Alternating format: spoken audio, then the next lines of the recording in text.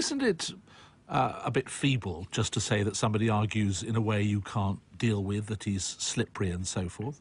I mean, you ought to be able to deal with his arguments, oughtn't you, if you think he's wrong? They can be dealt with, but the format in which these confrontations occur is not the format in which they are best dealt with. I mean, if someone makes an argument that is superficially plausible, but really you need to go 15 or 20 steps back in the reasoning to take it on, you can't really do that in the constraints of the format, especially the one-on-one debating format. You need to do it in a more thoughtful way at length. And so if you go online at the various blogs that review this guy and his performances, you'll find that his arguments are beautifully refuted, but it does take that back-thinking, that sort of fuller explanation and exposure to demonstrate that. It's impossible to do, really, with a 6-minute response to a 6-minute speech that then goes down to a 5-minute response in the format that is often preferred for these occasions.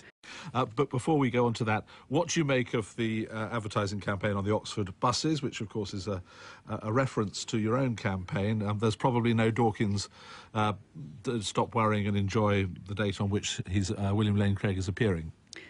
I think it's a cheap shot, but it's a free country, and I hope that plenty of people do go along and refute him from the floor.